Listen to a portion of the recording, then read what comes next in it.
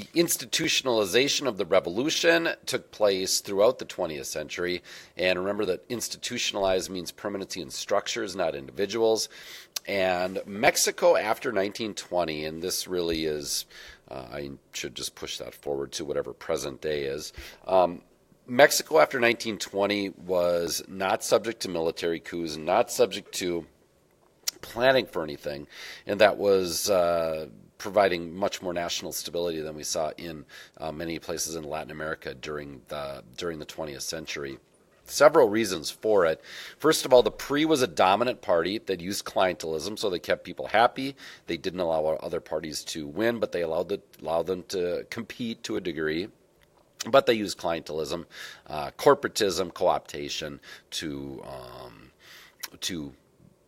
earn loyalty in various ways of people, shall we say. Life quality went up generationally, particularly beginning in 1940 with the Mexican Miracle, but even in the 1930s, once Cardenas came along and really accelerated land reform and the ejido system, there got to be a more favorable view of the Mexican state, despite the fact that the PRI was obviously corrupt.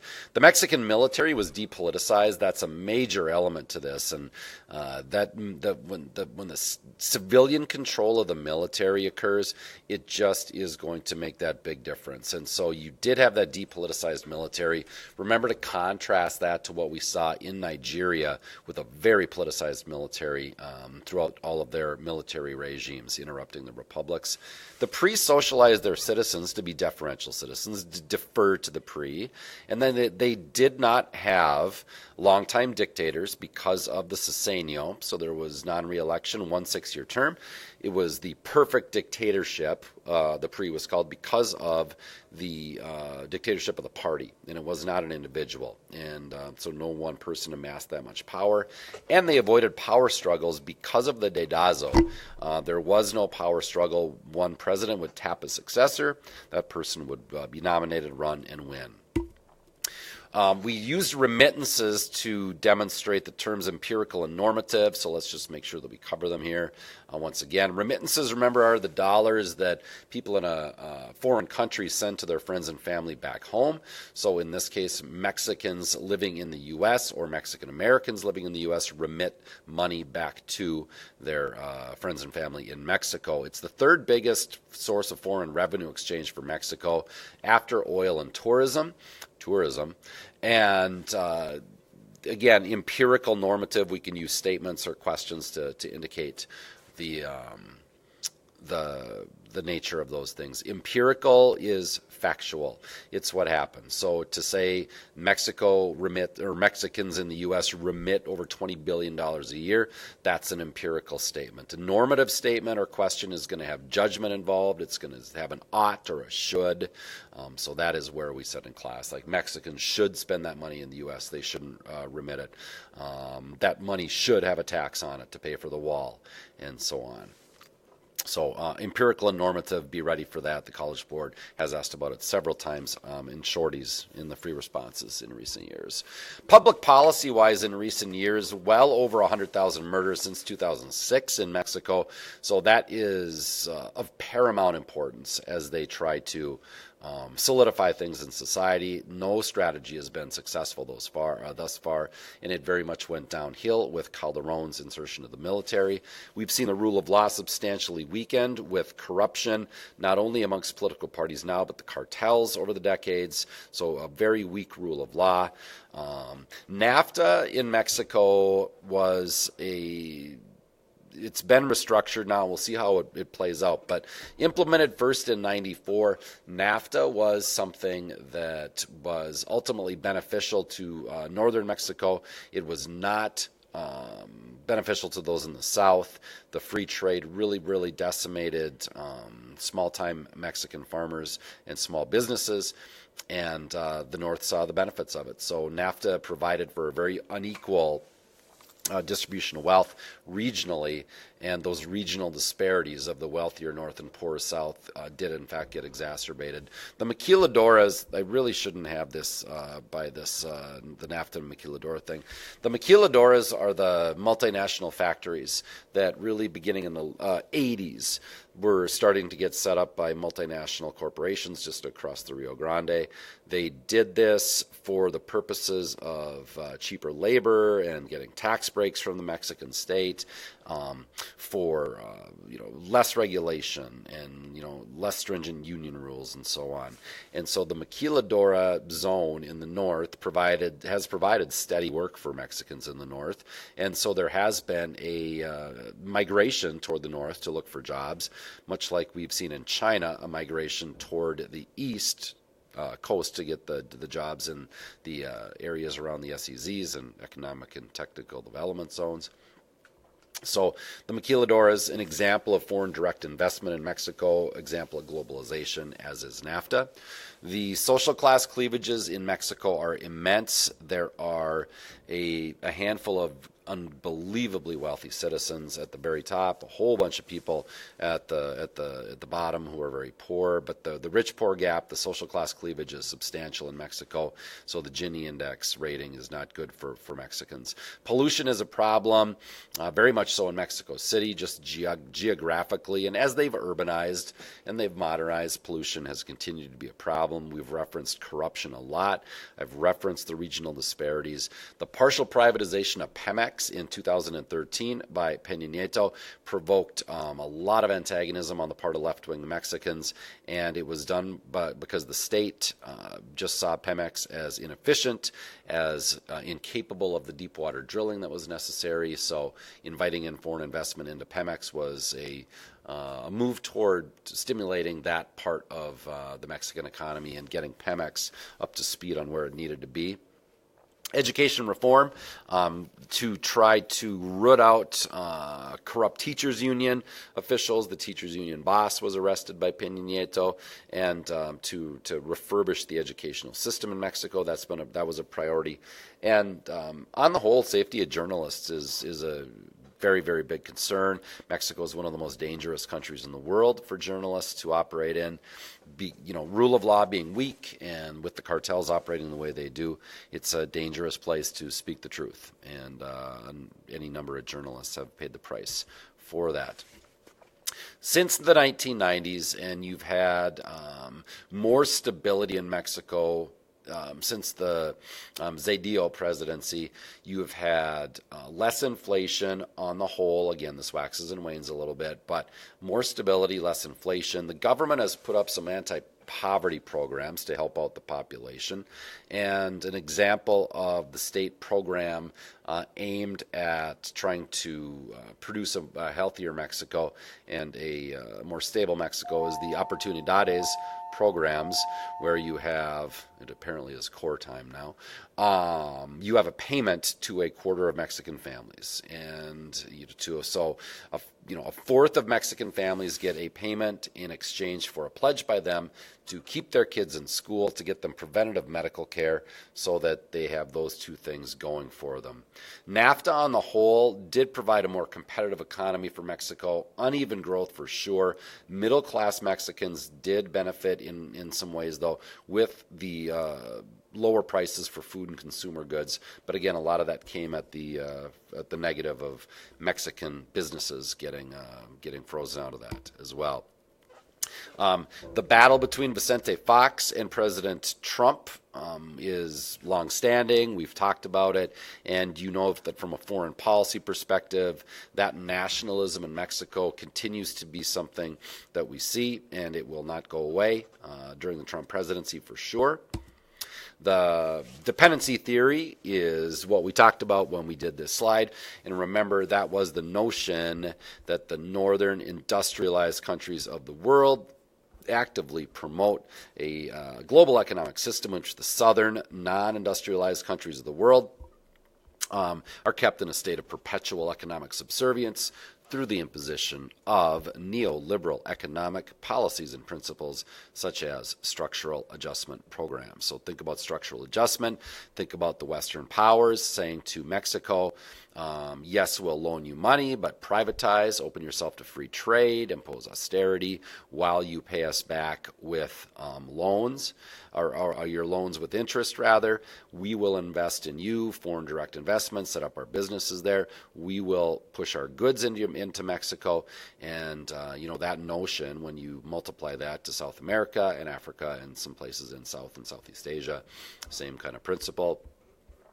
And like we said, we know there are exceptions. So don't tell me that that's not entirely correct. The vigilante issue has popped up, and it's been a challenge for the Mexican state because vigilante groups have they've served a purpose in some cases. They have kept citizens safe, kept some towns safe from the drug cartels, and kept them secure. They've also acted outside the law, however, and committed a bunch of crimes on their own. And so the Mexican state is consistently trying to figure out how to co-opt those groups and to provide for the public security. Remember what this guy was trying to provide for, and that was a look into the partial privatization of Pemex. And this PRD member, of course, saying that he felt stripped naked as Mexico was being stripped naked with foreign investment into Pemex. Enrique Peña Nieto's presidency, the Pact for Mexico back in 2013, that loose arrangement between the big parties saying that they would work together for the betterment of Mexico. We've talked about the electoral reforms. I mentioned teachers previously. Peña Nieto pledged to weaken the power of monopolies, and they worked to do so, especially in the telecommunications industry. New taxes on high-calorie foods to combat obesity in Mexico.